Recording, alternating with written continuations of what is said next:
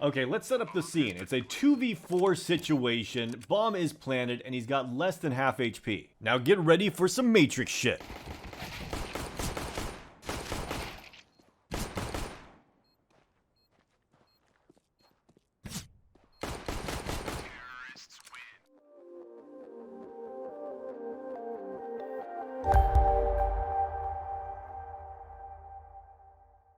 Are you looking to elevate your game to the next level? Well, look no farther than S1mple. By easily connecting S1mple to your Faceit account, it'll analyze all the data of your past games, allowing you to see your own weaknesses and advantages. On top of that, it is super easy to use and super detailed. For example, here you can see my biggest weakness on Dust 2 tends to be towards top mid. And this pretty much has every stat metric you can think up. For example, you guys know how I'm all about my reaction time. Here I can see how fast I'm actually reacting in game. And my accuracy, yikes, I better DM some. On top of that, scope pre-match can give you a massive advantage. Pre-match will tell you the enemy's aggressive picks, favorite weapons, and playstyle of the enemy team even before the match even starts. And don't worry about taking too long because it also has this handy little timer. And I'm not even really dipping my toes into the functionality with nade lineups and more. And with that, I'm going to leave you with this little clip from using scope pre-match. This allowed me to accurately predict his mid-aggression. 1B? Okay, we're going B. Overall, it's a very useful tool that you should definitely check out. Scope.gg. Feel the game. Hey guys, and welcome to my channel. Time is but a window. Now, recently, Electronic had the most dominant game of the year, and almost had the most dominant game of all CSGO professional history, dropping an insane 41 kills in 21 rounds, which gives them the second highest rating on HLTV at 3.07. You'd be forgiven for thinking this is the all-time world record. But that title still goes to World Edit. You can check his video out in the description below. Whereas Electronic had a rating of 3.07, World Edit had a rating of 3.08. But enough about him. In this video, we're going to check out Electronic and how he did it.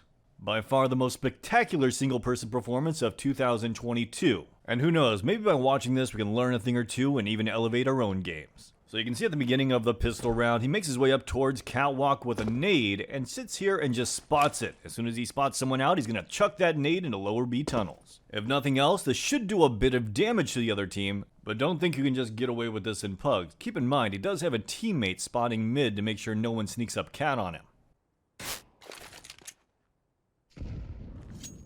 After that, you can see he still stays up here on Catwalk. At first, he's going to play a default positioning, watching Cat, where he can drop down to CT spawn, but he decides to change his mind and make his way over towards that right side to catch him off guard. It's a good thing, too, because as you can see, by changing positions, he actually dodges a flashbang that was meant for the drop-down position. Now, on the next round, he has a pretty decent long spawn. Make sure that they secure long, because let's be honest, early round, long is one of the biggest weaknesses as a CT on this map. After that, he just makes his way back towards site and plays from behind the boxes. He's really just spotting. Yeah, he wants to do a little bit of damage here, but his main goal here is to throw a nade after he spots them out.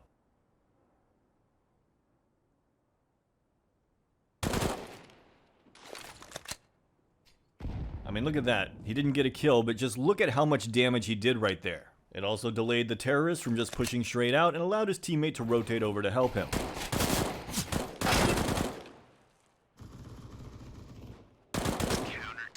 Next round, again, we see him preventing that fast long A take. I mean, just check out that pro level Molotov. Yeah, even pros can screw up nades from time to time. Either way, they do get control of long, even though the Molotov was a complete disaster. Now that they have long control, his teammate throws him down his Molotov, and he makes his way back over there to watch Catwalk. Now this is something else I don't think you're probably going to replicate in a pug. His teammates are fighting some of the terrorists at long, so he throws a flash towards Catwalk while concealed, then peeks out and picks up an easy kill.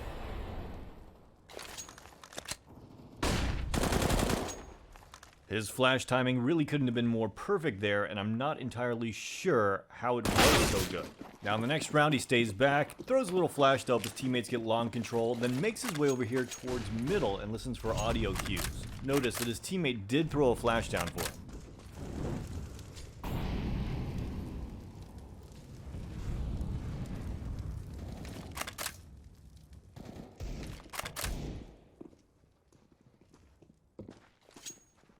As soon as he hears that jump up towards catwalk, he rotates over here towards the A site. Sitting in his favorite spot with a Molotov out, he finds the perfect time to throw it. Not sure if his teammate spotted out the catwalk guy and called it or what, but either way, this was an incredible round.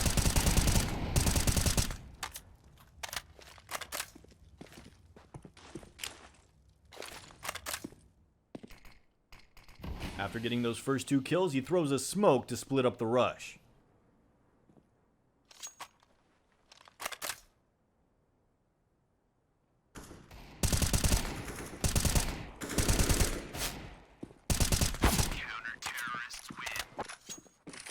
On this round, they play a pretty simple crossfire on catwalk. Notice that the other team is really trying to hit catwalk a lot, and that's really feeding his kills.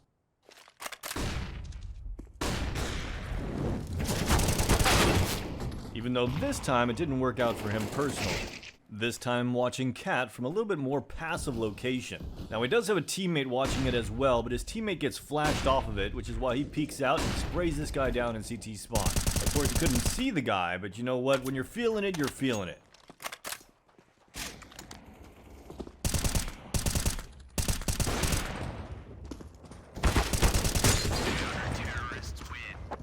Look how much he's changing up positions, and to add to that, this round he's going to decide to go aggressively and his teammate's going to flash for him so he can peek out.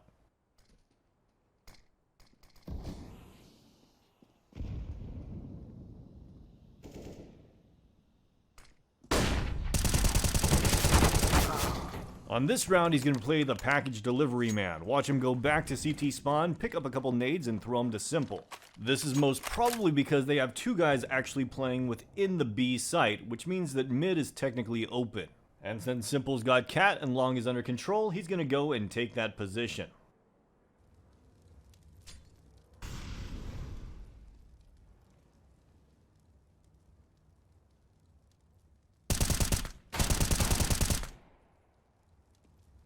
Now, if this was any other player, I'd say, you know what, it looks like his job is done. But instead, he's going to be making his way back over here towards the A site to assist with the Cat push.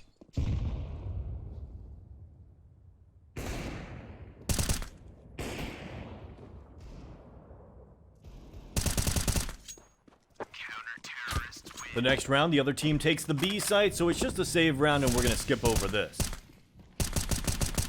Look how good him and his teammates seem to be at reading the other team. Here they go for a cheeky little 3-man stack in the B site.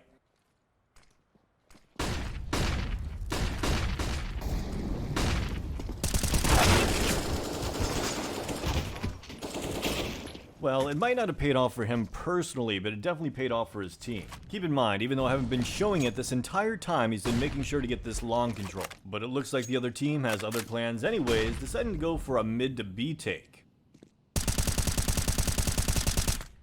Now, on their previous mid to B take, he did completely destroy them, so you can see why he's a little bit more aggressive here than he probably should be.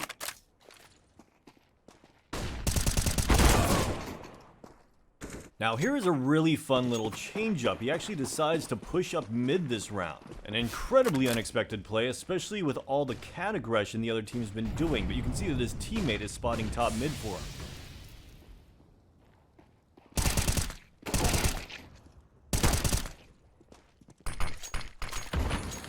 At this point, I think he's just hunting the operative to prevent him from saving. And more of him and his teammates getting that long control, except this time they actually push it.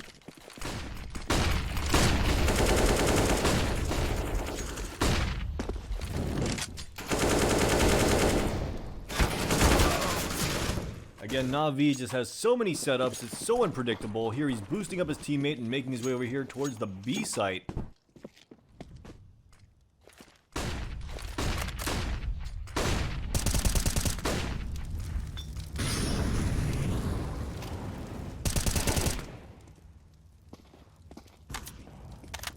And here, just another really good read. I imagine it's because his teammate from the B side gave him some information, and he knew that there was 2 guys here on catwalk, so he could sneak in.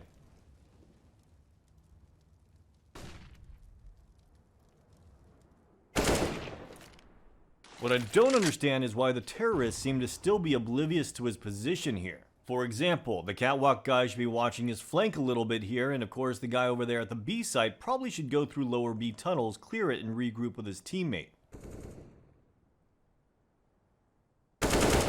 And that's it for the first half of this. Let's move on to the second half. Now this has got to be one of the most insane pistol rounds I have ever seen. Get ready for some Matrix shit.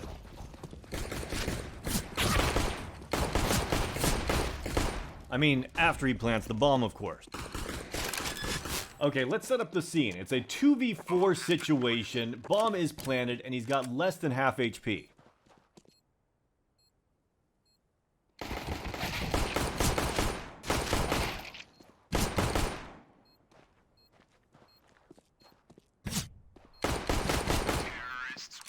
Did you guys just see that? I mean, seriously! I mean, look at how perfectly executed that dodge was.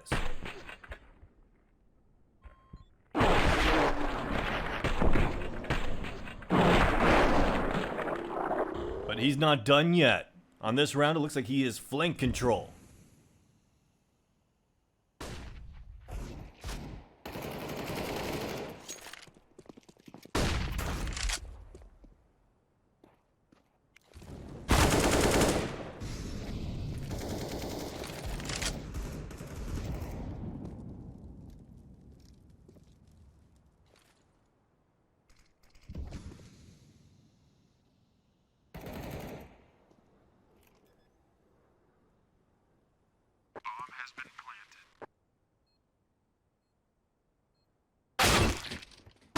Now it looks like Na'Vi is going to try their luck at a mid to B take. Notice his teammate flashed for them to go out, and of course he smoked off CT spawn.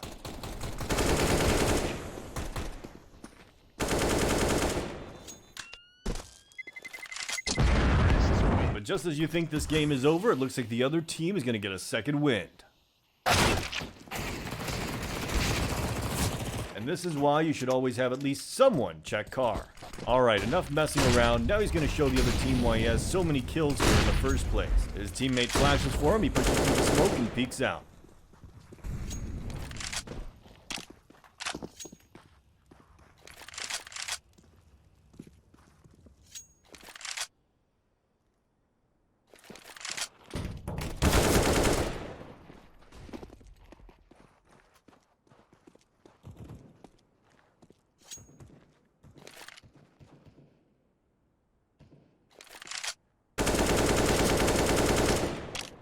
Look at that prediction. Look at that awareness. It's absolutely insane.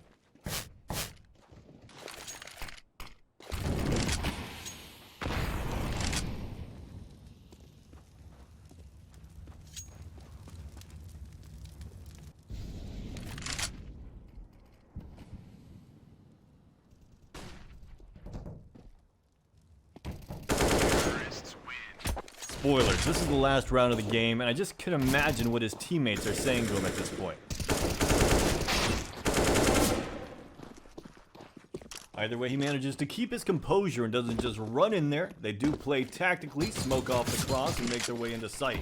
I know a lot of players, even in the pro level, that would start to get sloppy at this point. And while usually I think he'd be the guy that takes the bomb up into sight, in this case he's going to throw it to S1mple since he's obviously been feeling it.